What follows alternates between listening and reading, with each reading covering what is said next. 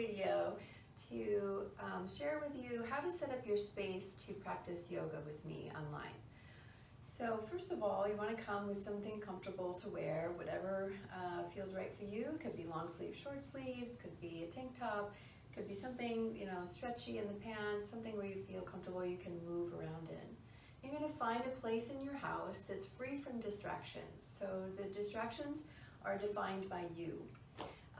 Whether you want to be out of the flow of other people that you live with, or in a different room, or if you can be in a space where there's no pets, or whatever you feel would be distracting to your mind, your to-do list, that sort of thing. So find a space in your house that's free from distractions, and then set up your camera so that you can see me and that I can see you as best you can. So you can, when in Zoom, there's a couple of video windows of you and me, so you can choose what optimally looks best for you to see me and me to see you, and we can finesse that when we get online. And then the space doesn't need to be very big. Your mat is only about 24 inches by 70, so it only needs to be a couple feet wide and a few feet long, and you don't even need a mat to practice. Actually, you can practice on the rug or any kind of floor surface that you want. You don't really need a mat. So really the only requirements are a space free from distractions and comfy clothes, right? And then there's some props that you could have, and if you don't have like the official yoga props, I'm going to give you a couple of options and solutions that you might be able to find around your home. First of all, blocks are usually very helpful. These are the official kind of blocks, the standard shape. These are 4-inch blocks, and 4 inches the width of this. And then there's something like a 3-inch block. So you see there are different widths, but they're the same height and the same width. So they're just a different depth. So maybe you get 2 4-inch blocks, or maybe 1 3-inch and 1 4-inch, so that you have more versatility in using it.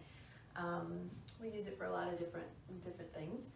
If you don't have a block, you can always find maybe use a really thick, heavy book that you have around, because it's going to be something that you would want to place your hand on, that kind of thing. In a book, you won't be able to necessarily set it up, maybe, but it's a little wobbly, but it's one of the options that you could have.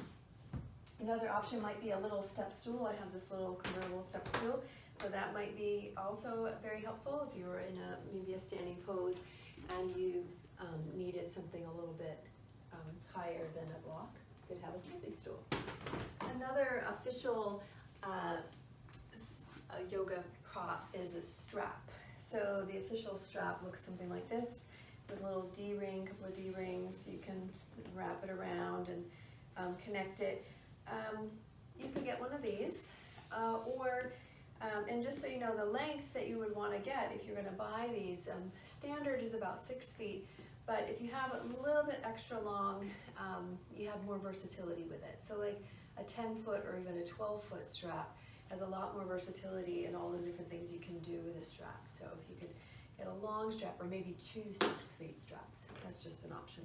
If you don't have a strap at home, you can always use maybe your bathrobe tie or a scarf.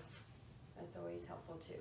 So those aren't quite as long, but you can definitely use those in a pinch, okay? Having a blanket around, I have this Mexican blanket, something very sturdy, stiff. It's not going to wobble too much. You can have that underneath your knees. I also fold it up a couple of times and make a little platform to sit on. So having a blanket would be helpful. If you have like any kind of pillows or cushions, also those can be helpful, maybe underneath your knees in Shavasana or along your back for some other poses. But just having whatever you have available. For balancing poses, when we stand up and we need a little bit of a foundation, since you're in your home, you could use the wall or a piece of furniture nearby, a dresser, a counter. You can also have a chair. So I have this folding chair that I can move around.